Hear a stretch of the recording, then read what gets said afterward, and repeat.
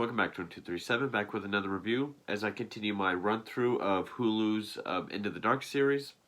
And now we come up to episode number 9, which was June of 2019, so this is the Father's Day episode. Coincidental, I'm wearing a Creepshow shirt. That wasn't planned. But, yeah, so this is centered around, not really centered around, but this is the Father's Day episode called They Come Knocking.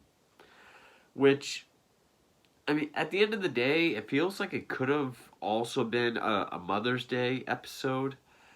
Because the whole thing about the mother plays a huge, huge role in this. Though it is the father that's the hero, I guess, of the film. But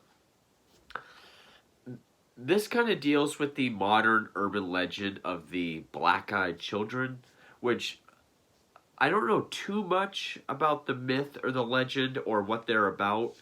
All I know is that these young kids or they appear to be young kids, pale skin, black eyes, and they're usually seen outside of doorsteps begging to come in.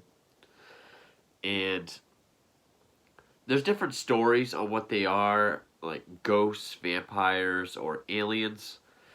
This one does a good job at not really saying any of them or kind of implying it could be any or all of them, which I thought was interesting. And I'm glad it didn't come out and say, oh my god, they're ghost kids, or oh, they're aliens, or whatever. It just kept them for what they were, which is just creepy-ass looking kids. And I will say, these kids are creepy looking. It reminded me of, I think it's the One Missed Call cover. I can't remember if it's the original or the remake, but it looks like rubber. It's like pale with this constant grin and black eyes, and like just the way the jaw moves, it kind of looks like a mask.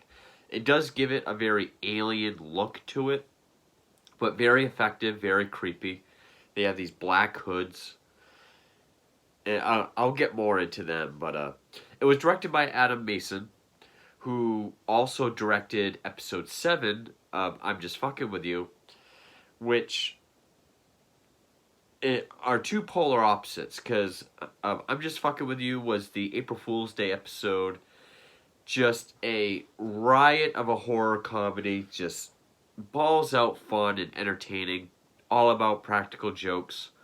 This one goes to like an almost Ari Aster level of just grief, loss, guilt, and just the kind of baggage that does to a family, or the damage that does to a family.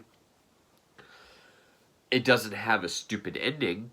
It has a more effective ending, I think, than, say, Hereditary, which this is the second Ari Aster reference I'm making, because when I talked about Pure, I said it kind of has an Ari Aster atmosphere of like Midsummer with bright, sunny, all white, cult. But on a technical level, yes, Midsummer is a better movie than Pure, but I think Pure handled its story better, ending better. This, I might still have to say Hereditary is a much better movie. But I think as a consistency, on a level of consistency and satisfying ending, this is better than Hereditary, because I hated the ending to that. So for Adam Mason to have a really, really fun, entertaining episode, and one that just shows grief, sadness, loss, guilt, and do it very effectively, that shows some directorial talent.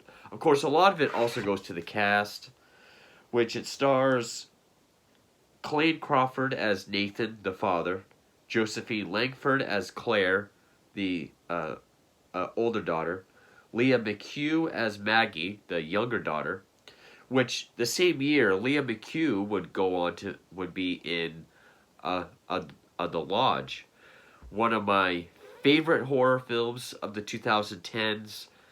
I love The Lodge so much. I hear a lot of people don't like it. I absolutely loved it. I do have a review for it. And Robin Lively as Val, their mother that shows up both in flashbacks and as trickery of these kids. And the story is very simple. Yeah, it does kind of have the same vibe as Hills Have Eyes, all the way down to the pickup truck with like the old school metal tube of an RV out in the deserty terrain. It's been a year since the wife and mother has passed away from cancer, so they're going out to the Nathan and the mother's favorite camping spot to spread her ashes and say their final goodbyes. But when they get out there, they realize that they're being fucked with by these weird black-eyed kids that are always begging to come in and always tempting for them to come out. And again, the kids are very creepy. I like how they have little kids' voices, but then when they run, they make like these Jurassic Park raptor screeches. And I like how it's shot. It makes it kind of like when they charge at someone, it's kind of a glitchy. Like if you take the girl from The Grudge or The Ring and speed it up, that's kind of how they run, which is creepy. But another thing I like is they don't ever show what happens when they get a hold of you, which does create some atmosphere of dread, or this feeling of dread. But it does show how scary these things can be to someone. For example, like Nathan's out walking around because the truck is messed with, so they can't drive it. He comes across this trailer where, written in the window, "Can I come in?" He finds a guy that's committed suicide. He's got all these bottles of piss lying around him, but there's a bunch of bottles of water outside as if to tempt him. He'd rather store and drink his own piss than go out and risk those things. So I like how that's just a setup to show how scary these things are. Again, we don't know, like, do they eat you? Do they drain your blood? Doesn't really say. I'm okay with that.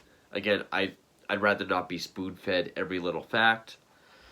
But one of the biggest highlights of this film is that works really well is these black-eyed kids, which, yes, there is a movie called Black-Eyed Kids or Black-Eyed Children, that I think is more about the urban legend, whereas here they kind of serve as a symbolic plot device for the grief and loss and guilt that's weighing on this family.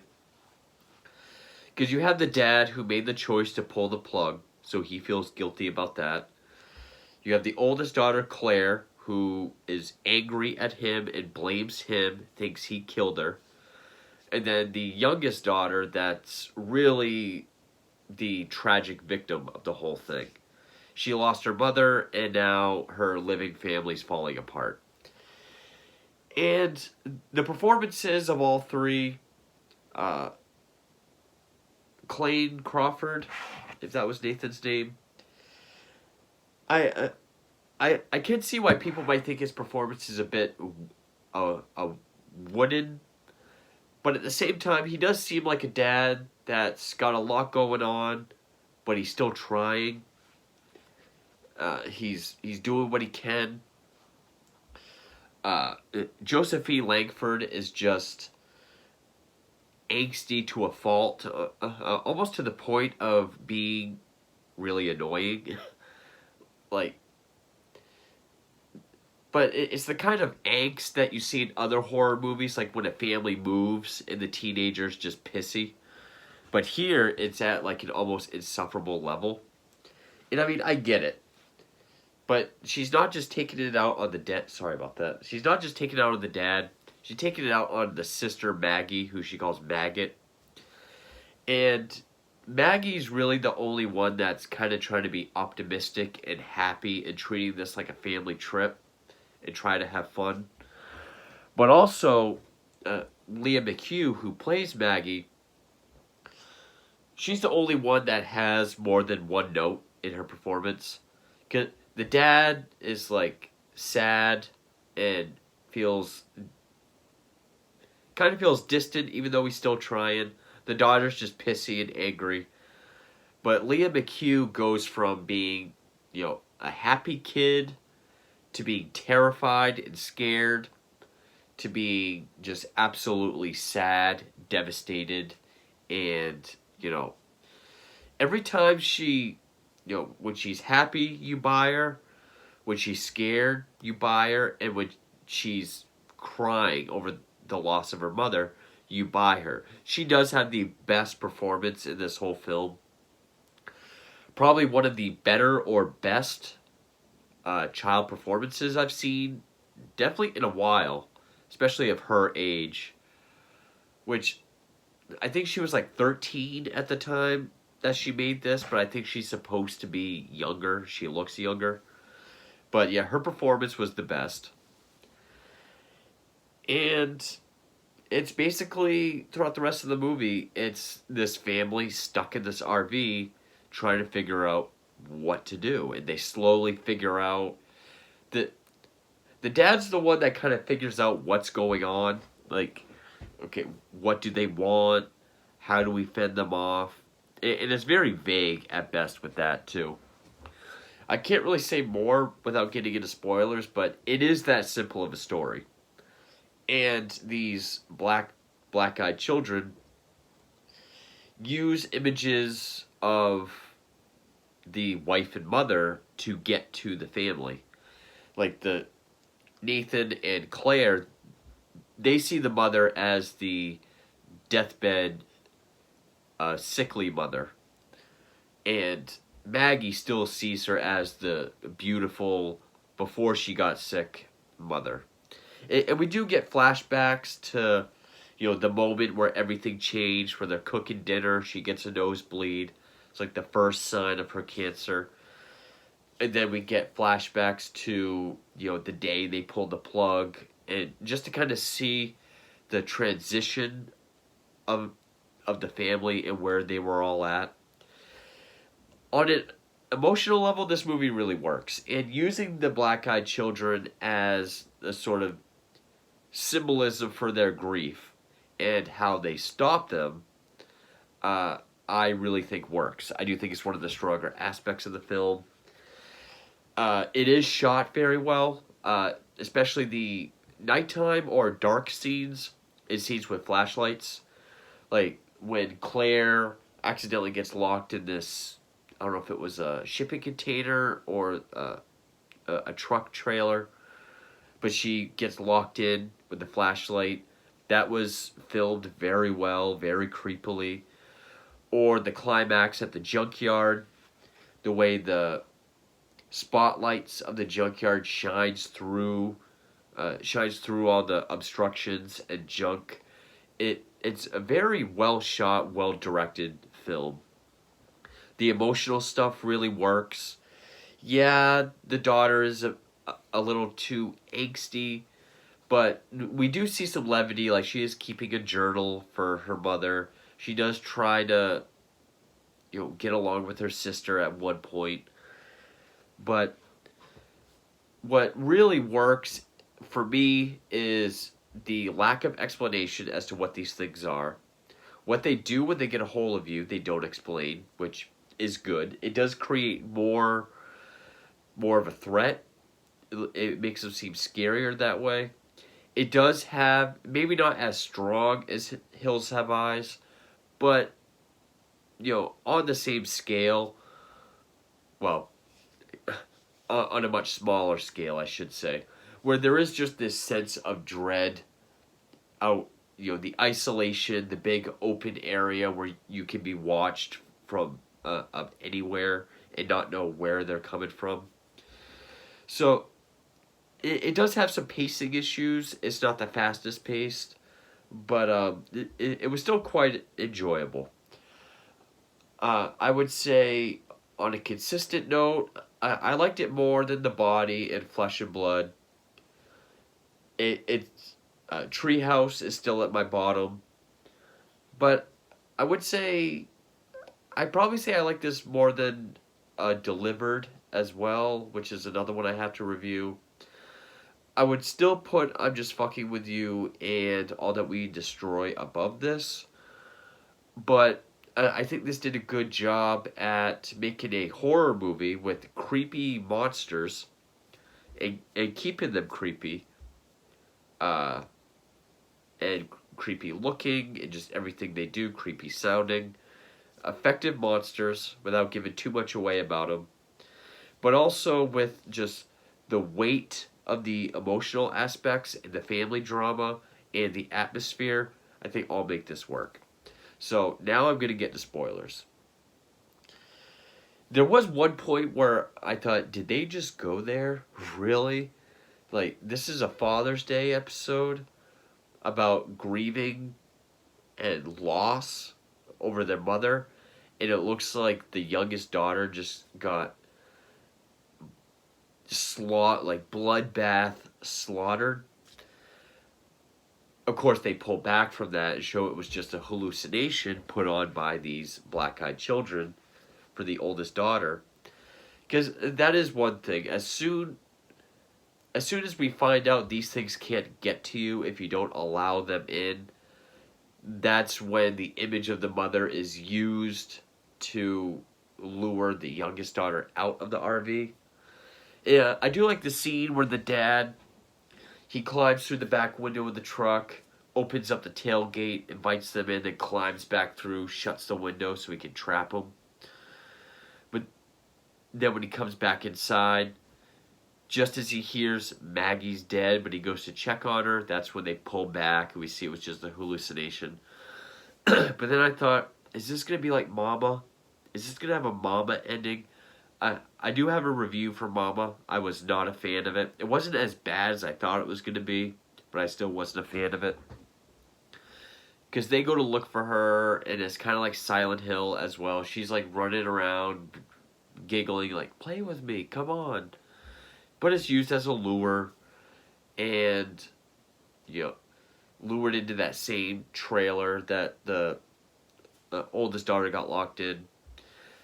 And the mother, when she appears sickly to the father, she's yelling like, you're the reason I'm dead, you killed me, you're pathetic, you can't even take care of our family.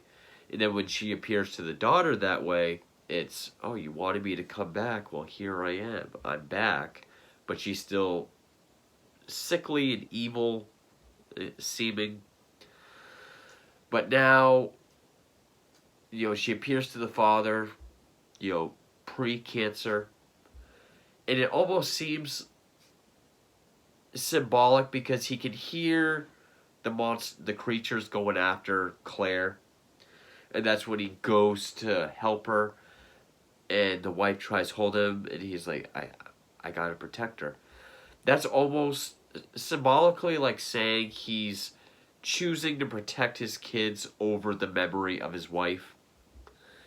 And they have her ashes in a wine bottle. We get a flashback that she wouldn't have liked any of these urns, but she liked a certain kind of wine. So they put her ashes in the wine bottle. And that's what the trip was for, to spread the ashes. So the daughter's holding up the bottle, and these things act all freaked out. And, kind of Ernest scared. At first I thought it was like, is it like Ernest Scared Stupid? Is it like, Heart of a Child, or Unconditional Love? Or the Haunted Mask from Goosebumps, like a symbol of love will scare him away. Whatever the case is, the father's like, we're going to do what we came here to do. They spread the ashes, and then it goes away. Maggie appears, and they all hug, and everything seems fine.